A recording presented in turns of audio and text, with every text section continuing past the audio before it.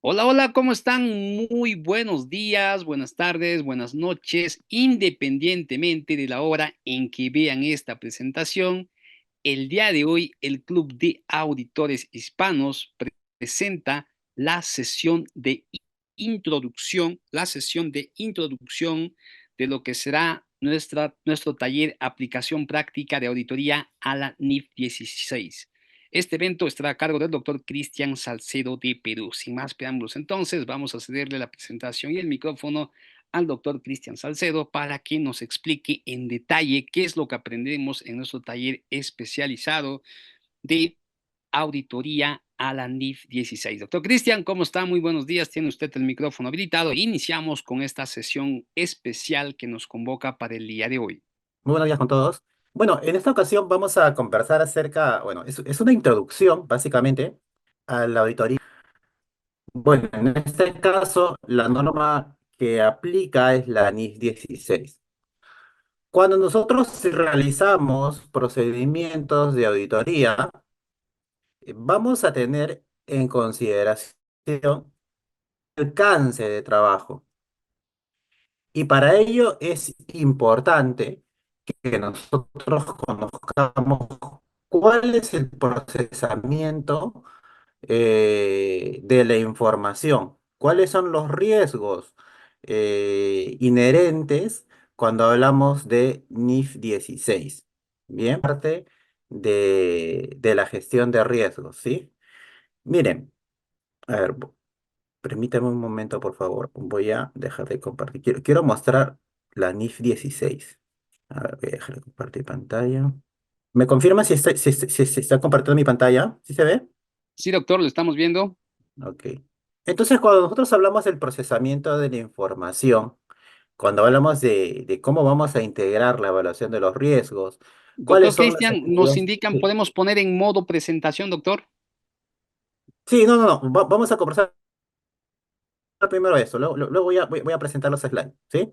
Sí, sí. Eh, A ver, entonces, nosotros hablamos, ¿no? Cuando hablamos del procesamiento de la información, hablamos de cómo vamos a evaluar estos riesgos asociados a los contratos de arrendamiento. Hay que tener en cuenta cuáles son las actividades de control en relación a este proceso.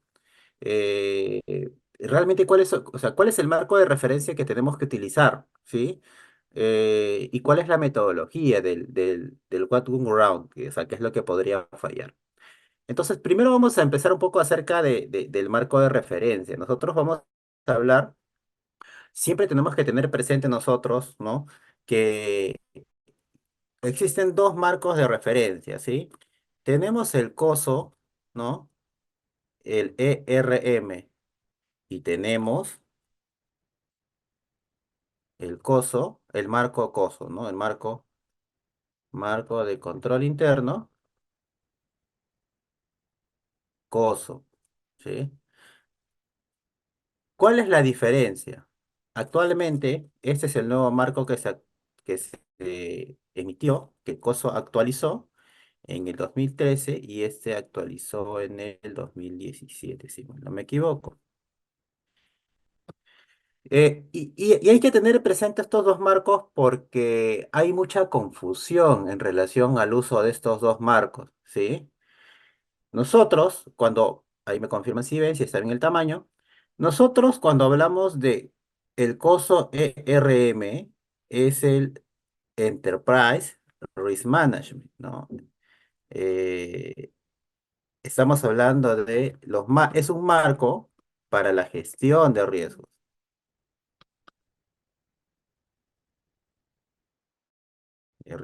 ¿sí?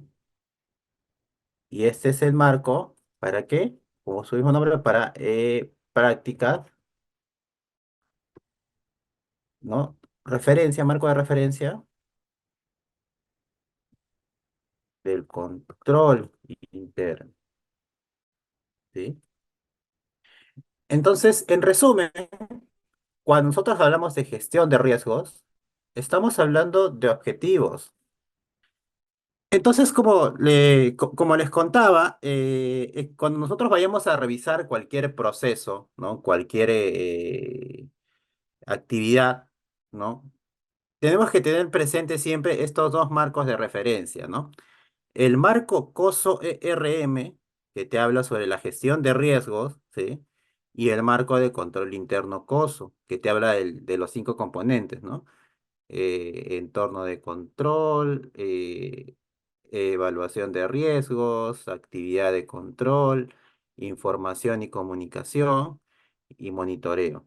Entonces, sobre estos cinco, digamos que cinco componentes, nosotros tenemos que evaluar e identificar cuáles son las medidas de control que la compañía va a utilizar para obviamente tener un entendimiento de cuál va a ser la gestión de ese riesgo, ¿sí? Ambos marcos son complementarios, ¿sí? Se necesitan. ¿Y el objetivo? ¿Cuál es el objetivo? Disminuir los riesgos de que algo pueda fallar. Bien, entonces, cuando nosotros vayamos a conocer cualquier proceso, en este caso vamos a hablar acerca de un proceso contable, ¿no? Que tiene un marco de referencia, ¿sí? Vamos a ver, ¿no? Que tiene un marco de referencia. Estamos hablando básicamente de la norma internacional de arrendamientos. Entonces,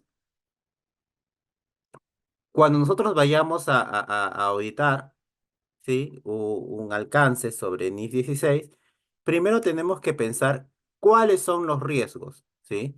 Y para eso nosotros utilizamos una técnica en auditoría. En auditoría nosotros tenemos una técnica que le llamamos el What Can Go Wrong, que es qué es lo que podría fallar.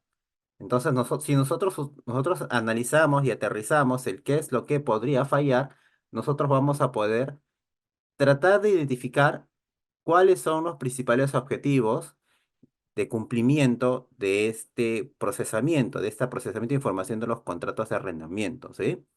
Entonces, a ver, ahora sí vamos a proyectar. A ver. Bien, entonces nosotros tenemos acá eh, ¿qué es lo que podría fallar? Bien, entonces, ¿qué es lo que podría fallar? Nosotros entendemos de que pudieran existir, por ejemplo, aseveraciones equívocas materiales procedientes de error o de fraude en el flujo de las transacciones para la preparación de la información financiera. Entonces, si nosotros entendemos de qué es lo que podría fallar, podemos identificar cada flujo de transacción, vamos a poder identificar, ¿y cómo vamos a obtener esta información?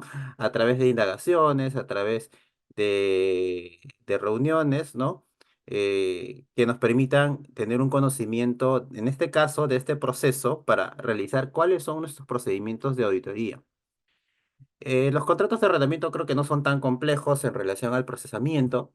Pero sí hay ciertos criterios, ¿no? Como por ejemplo, si es que hay una gestión de contratos, si es que hay una revisión del contrato, si es que hay un contrato estándar, cómo evalúan la tasa de descuento o la tasa incremental, cuáles son los procedimientos de revisión y aprobación para la tasa incremental, eh, con qué revisión, con qué frecuencia se revisa o se autoriza, por ejemplo, los cambios en los contratos, ¿sí? Ya sea por plazos, ya sea por tasa, ya sea quizás por las condiciones del contrato de arrendamiento.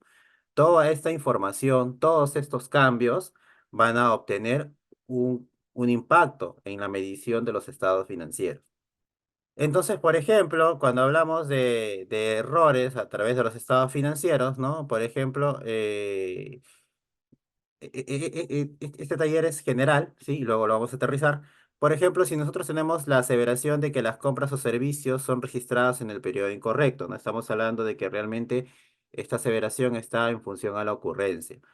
¿Cómo nos aseguramos que las ventas ficticias no son registradas? ¿No? Estamos hablando de la afirmación de existencia.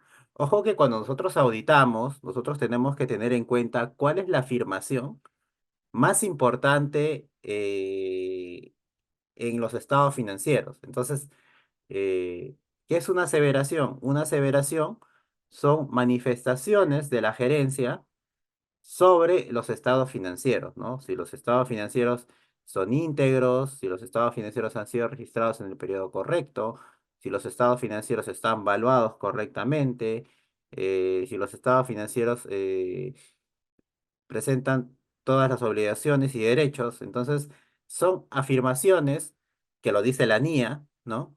Eh, que nos permiten a nosotros, como auditores, centrar nuestros procedimientos. Los procedimientos de auditoría siempre eh, deben estar alineados a revisar y validar principalmente una aseveración de los estados financieros, ¿sí?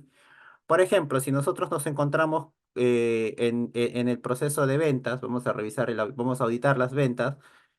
Uno de los riesgos, por ejemplo, es cómo nos aseguramos que, que existan ventas ficticias no registradas. No estamos hablando de la existencia, ¿no? Y ahí hacemos todos nuestros procedimientos, de repente un procedimiento de corte, de repente un procedimiento de conciliación, una prueba global, o quizás hacemos una prueba de journal entries con la finalidad de identificar, buscar riesgos, ¿no?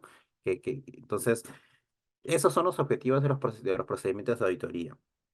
Por ejemplo, no se están utilizando los términos del contrato para el cálculo de liquidaciones de ventas. No estamos hablando de la aseveración valuación. Por ejemplo, en el sector construcción no se está revisando el método del POC. O quizás, por ejemplo, las empresas de telefonía, ¿no? Hay un contrato por el servicio de pospago. Por ejemplo, no se identifican todas las revelaciones pertinentes y no son identificadas apropiadamente. Por ejemplo, estamos ante presentación y revelación, ¿no? Entonces, es importante, chicos, que ustedes cuando vayamos a revisar un procedimiento de auditoría, identifiquemos, ¿no? Los riesgos de qué es lo que podría fallar, alinearlo a la aseveración en específico y ustedes van a poder realizar sus procedimientos de auditoría más aterrizados, porque realmente cuando viene un revisor de calidad, ¿no? Porque nosotros los auditores también nos revisan, estamos expuestos a que nos revise calidad, entonces nos van a revisar el trabajo, o quizás también el supervisor, el socio, el gerente, el senior, ¿no? Van a revisar que en efecto se estén mitigando los riesgos, ¿no? Entonces, para eso nosotros vamos a tener un entendimiento de la documentación del proceso, ¿no? ¿Y cómo vamos a entender la documentación? O sea, básicamente hay que evaluar cuál es el nivel de madurez de los procesos, ¿no? En el caso, por ejemplo, si tenemos una narrativa, si es que de repente el proceso es mucho más documentado, tiene un mayor nivel de control, es más maduro el sistema de control interno de las organizaciones, digamos que pueden contar flujogramas o de repente ya están en un nivel mucho más maduro y ya cuentan con políticas y procedimientos, ¿no? Eh, Básicamente, tenemos que entender nosotros, o sea, el objetivo de que cuando nosotros y realicemos, indaguemos con un proceso, ¿no? Iniciemos desde que las transacciones se inician, se registran, se procesan y cómo son reportadas, ¿no? O sea, por ejemplo, desde el inicio, ¿no? En el caso de la NIF 16, cómo se revisa el contrato, ¿sí? ¿Cómo reviso el contrato? Hay un contrato estándar, alguien revisa, por ejemplo, el gerente de legal revisa el contrato junto con el gerente de contabilidad, se elabora un contrato estándar, ¿no? Que está alineada con el cumplimiento de la NIF 16. Por ejemplo, cada vez que exista un nuevo contrato, es revisado nuevamente, ¿no? Entonces, ese procedimiento, ese proceso de revisión disminuye el riesgo de que los contratos, o mejor dicho, de que cada arrendamiento cuente con un contrato, porque también tenemos un contrato implícito, por ejemplo, ¿no? Cuando no existe un contrato. ¿Cómo registro? En qué momento inicia ya el procesamiento del registro contable, ¿no? ¿Cuáles son los pasos? Quizás hay una orden de servicio, se autoriza para que recién, no sé, al inicio de la cuota se empieza a registrar ya a quién revisa el papel de trabajo, quién revisa el papel de trabajo de, de este contrato de arrendamiento. si es que la medición en el proceso, ¿no? Una vez que ya tengo el cuadro de arrendamiento, al término de qué periodo vuelvo a revisar ese cumplimiento del contrato y qué es lo que reporto, ¿no? O sea, cómo elaboro los estados financieros, el rubro activo por derecho de uso y pasivo financiero. Bien. Eh, Obviamente hay quizás hay políticas o procedimientos ya para la NIS 16, que en resumen las compañías deberían de tener políticas y procedimientos por cada transacción contable principal, ¿no? Y si realmente dentro de este proceso pues, hay un efecto de ITGCs, ¿no? Cómo son los sistemas, son los controles, la segregación de funciones para el procesamiento de la información, si es que realmente tiene un acceso restringido, por ejemplo, ¿no? O cuáles son los controles automáticos, de repente hay interfaces, quizás los contratos ya se registran dentro del sistema. O sea, es todo un entorno. O sea, en realidad cuando ustedes vayan a auditar cualquier transacción, o sea, cualquier rubro del estado financiero, ¿no? Eh, es importante tener en cuenta primero el conocimiento del negocio. Por eso nosotros hablamos que cuando auditamos hay que entender primero el conocimiento del negocio para poder realizar las técnicas de revisión. Eh, Bien, por eso es importante quién realiza el proceso, qué aplicaciones, qué pasos hay en estos procesamientos de la información, cuál es la documentación que dejan de referencia, si es trazable o no es trazable. eh, para eso, pues, no tener una comprensión total. Esta parte es importante, esto lo vamos a poder conversar más a detalle cuando se lleve a cabo la sesión completa, pero sí consideraba que era importante, ¿no? Hay que aprender a redactar, por ejemplo, los controles, ¿no? Siempre hay que tener esto, revisar cuáles son los atributos, ¿no? El cuándo, el quién, el qué, el cómo, cuál es la evidencia que se deja, ¿no? O sea, cuándo se realiza la transacción, quién realiza esa actividad de control, eh, cómo se realiza la actividad de control y cuál es la evidencia que se deja, ¿no? O sea, por lo general, eh, nosotros pues tenemos, cuando nosotros revisamos los seniors, ¿no? Los gerentes, cuando revisamos la redacción de controles, a veces los staff pues tienen una mala redacción, ¿no? Por ejemplo, miren la diferencia, ¿no? Una mala redacción en la conciliación bancaria es realizada por el cajero. O sea, es muy acotado, ¿no? Que es muy diferente si yo digo semanalmente el asistente contable realiza la conciliación contable a través de la comparación de saldos contables versus el extracto bancario, dejando como evidencia una firma correspondiente, ¿no? Entonces, aquí, por ejemplo, vemos que se están cumpliendo los atributos del cuándo, ¿no? Quién realiza la actividad, qué es lo que se deja, ¿no?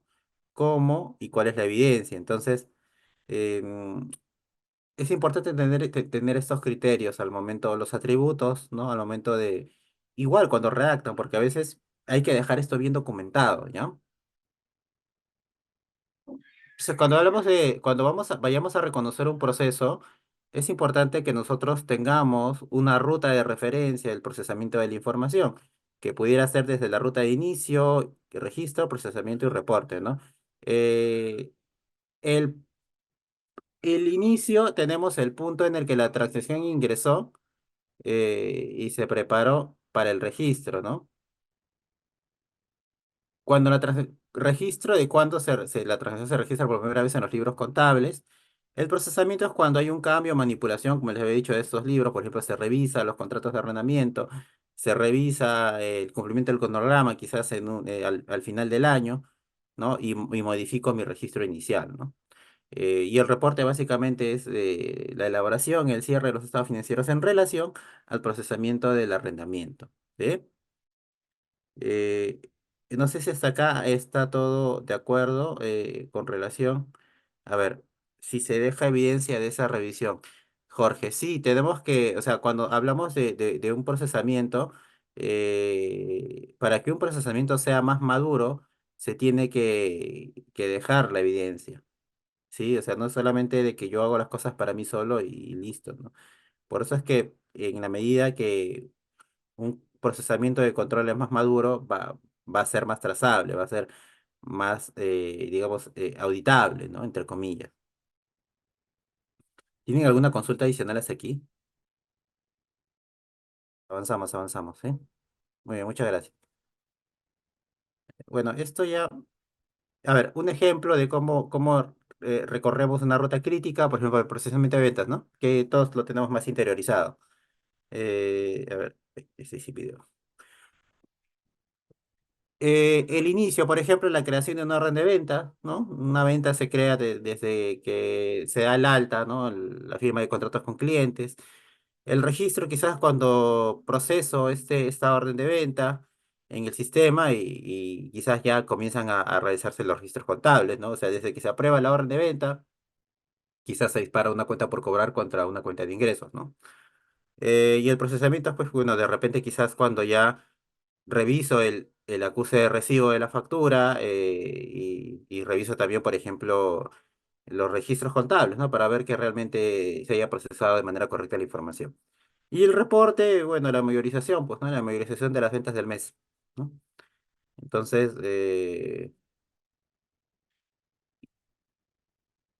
los flujogramas son una forma de dejar documentado nuestro trabajo, o quizás las compañías, ¿no? Ya tengan un flujograma, pero esto por lo general se da cuando ya el sistema de control interno es más maduro, ¿no? La organización, digamos, ya tiene un mayor grado de madurez en cuanto a los controles que la compañía, porque en realidad, bajo mi experiencia, las compañías sí tienen controles, pero en su gran mayoría son informales, ¿ya?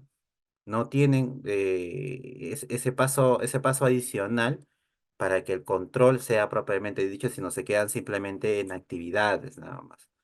Entonces, es importante, ¿no? Si aquí hay muchos contadores, ¿no? Que aún no son auditores, y su principal actividad, bueno, es ser un contador, ¿no? Eh, Como contadores hay que promover el uso de formalizar los controles, ¿no?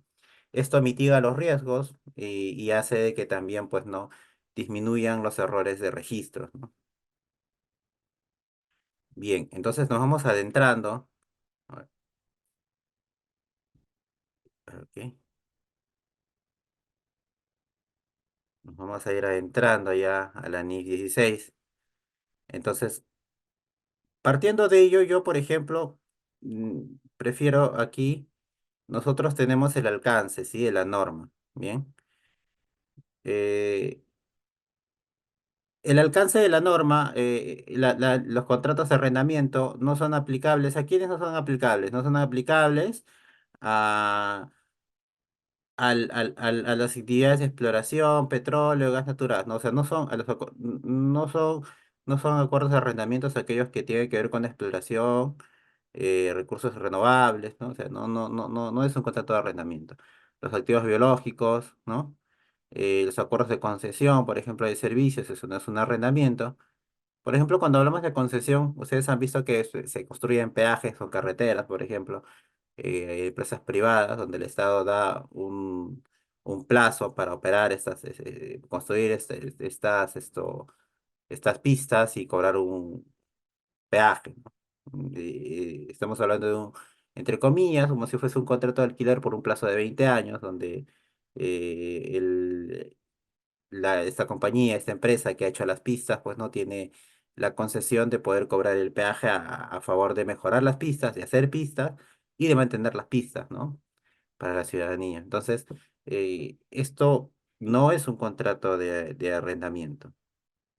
Licencias de propiedad intelectual dentro del alcance de la NIF 15, quizás acuerdos mantenidos por un arrendatario bajo acuerdos de licencias dentro del alcance de la NIF 38.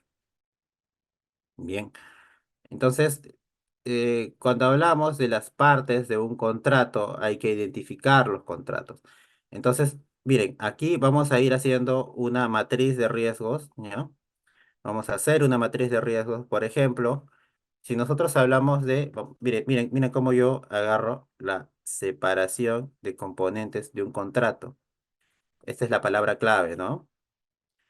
Separación de componentes de un contrato. Separación componentes de un contrato. Entonces acá tenemos qué es lo que podría fallar, ¿no? ¿Cuál es el riesgo, no? ¿Cuál es el riesgo? El riesgo es que no se identifiquen los componentes de un contrato de arrendamiento de NIF 16. ¿Sí? Este podría ser, por ejemplo, vamos a ocultar esto. Este es un riesgo, ¿sí? Entonces vamos a poner acá el riesgo.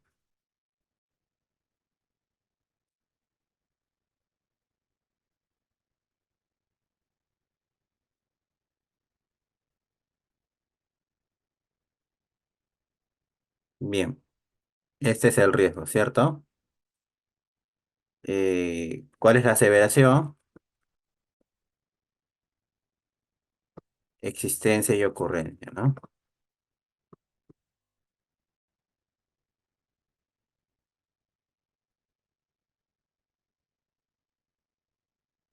Eso es importante porque para sus programas de auditoría ustedes esto se deja documentado, ¿sí? Entonces, por ejemplo, si es que hay un control,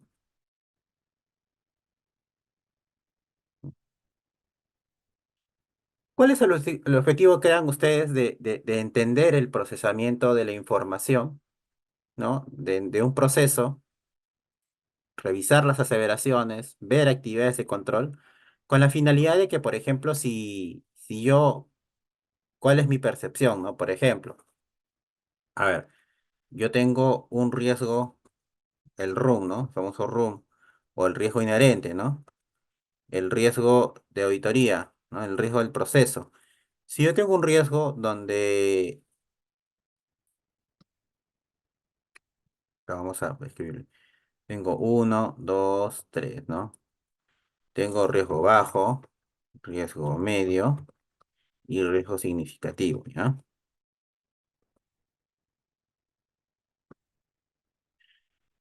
Donde realmente, por ejemplo, cada medición de riesgo a mí me va a hacer mayores o menores procedimientos. Entonces, si nosotros como auditores identificamos que una transacción tiene un riesgo significativo, en efecto, para mí, hay una mayor percepción de que existan errores en los estados financieros respecto a esta transacción. Y por ende, al ser un riesgo significativo, créanme que voy a incrementar los procesos de revisión. O sea, en otras palabras, para que el auditor quede un poco más satisfecho con relación a sus procedimientos de auditoría, vamos a tener que realizar mayores procedimientos para poder mitigar ese riesgo. Entonces, si nosotros no conocemos, o mejor dicho, no tenemos una comprensión adecuada de los riesgos, no vamos a poder, primero, determinar o documentar si nuestro alcance de auditoría estuvo bien, si cubrió realmente todos los riesgos. Eh, y en relación, por ejemplo, si es que hay actividades de control, de repente mi percepción de riesgo mi evaluación inicial de riesgo era significativo, pero como la compañía tiene diversos controles, vamos a, digamos, ya no auditar bajo un riesgo 3 sino quizás ya baja un riesgo 2 un riesgo medio, ¿no? Entonces, por ejemplo, ¿cuál es el control que la compañía tiene? La compañía tiene, por ejemplo, como control, ¿no? El gerente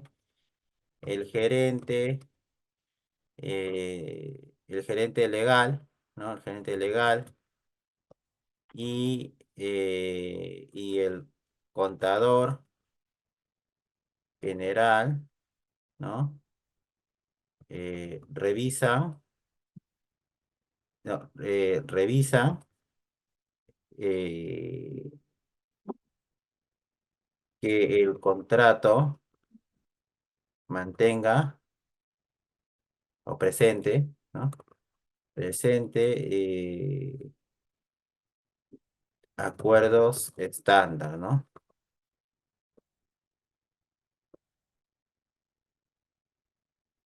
¿No? Y en señal de conformidad,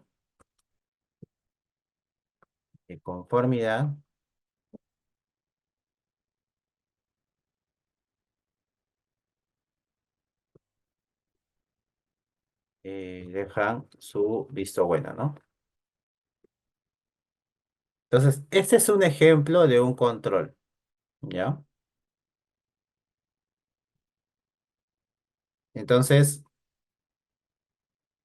así ustedes van a ir identificando cuáles son los controles, ¿sí?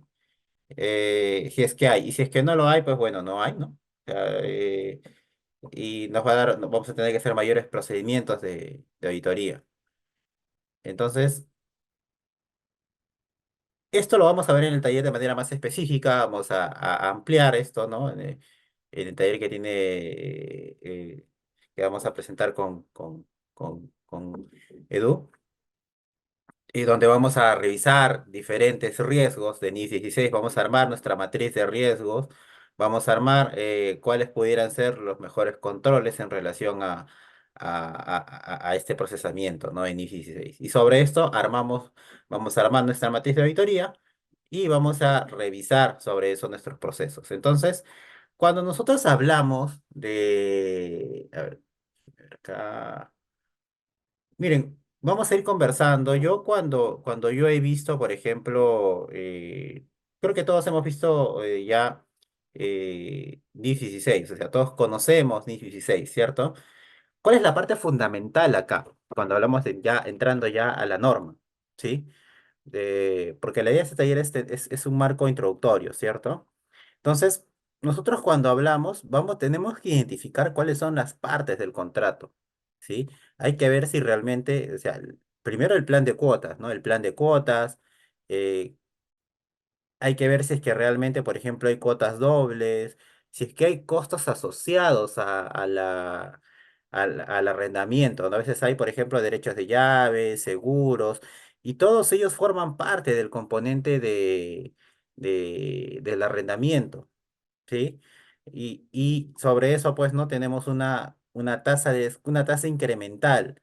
O la norma te dice de que puedas utilizar una tasa de implícita o una tasa incremental.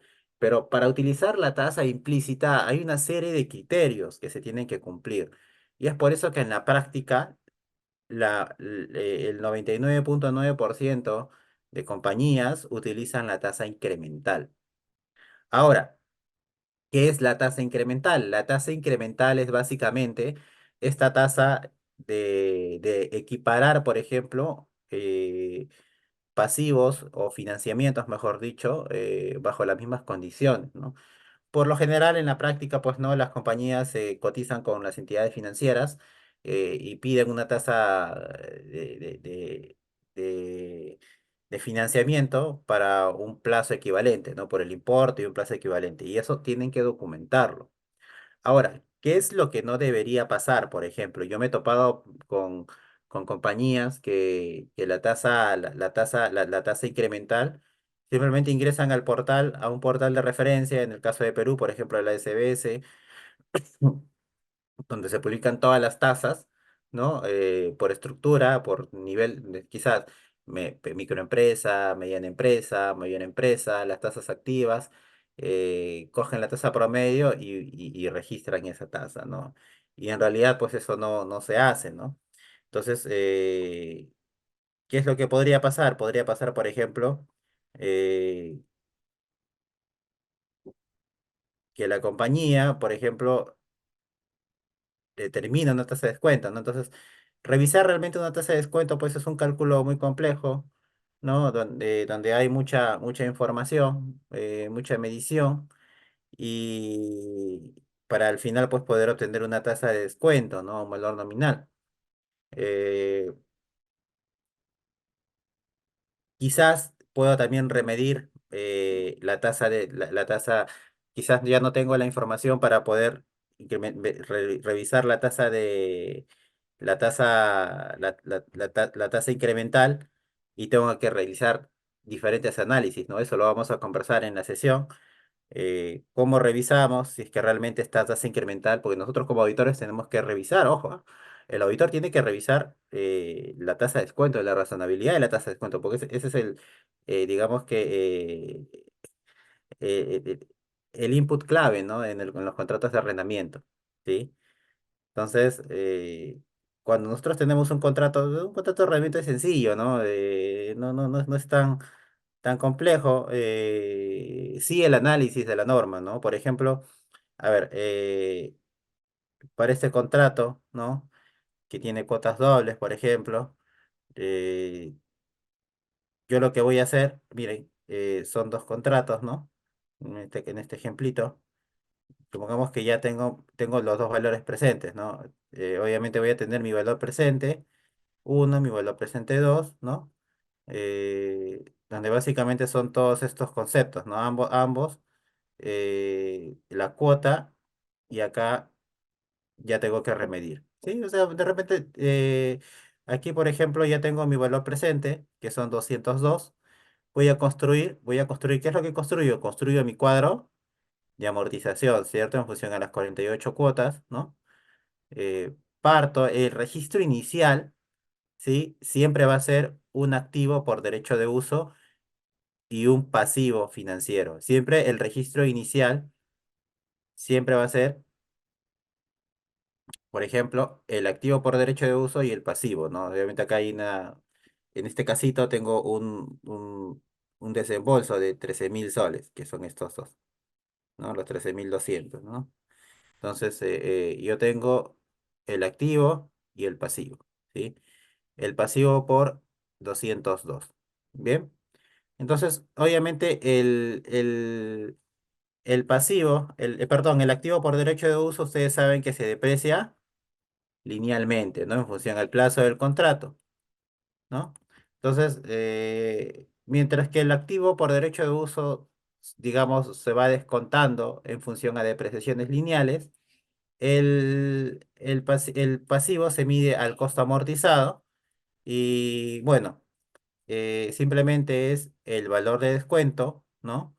Por la tasa, por la tasa, ¿no? La tasa implícita o la tasa incremental.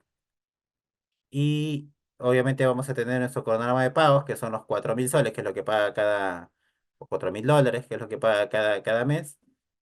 Y voy a ir actualizando mi cuadro de amortización, ¿no? O sea, mi saldo inicial, menos gastos financieros, menos el pago, y ya tengo mi principal.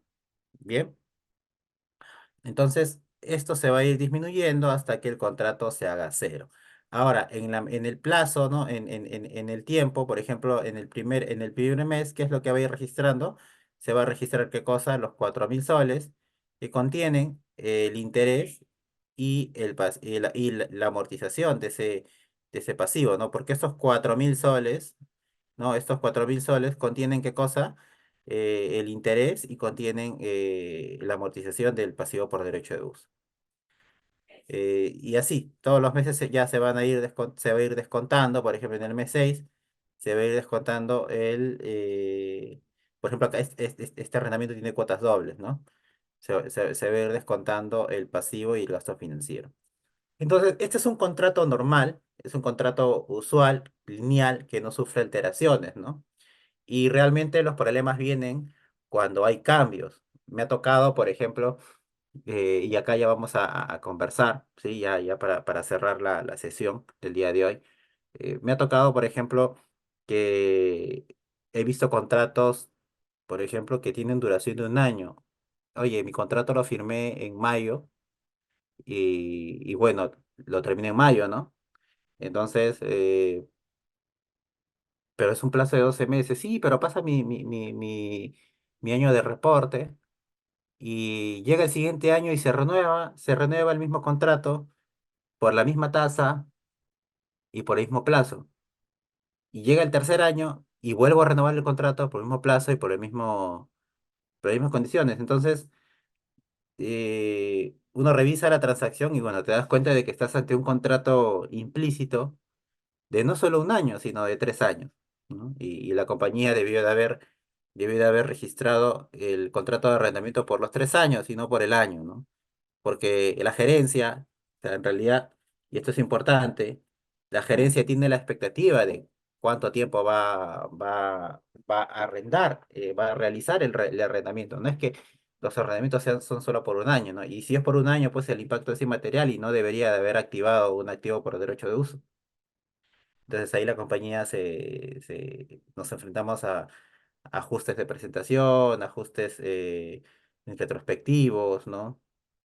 También me topé con otra compañía que tuvo cambios en los plazos. Entonces, hay ciertos criterios que hay que auditar cuando realmente se puede modificar un contrato de arrendamiento.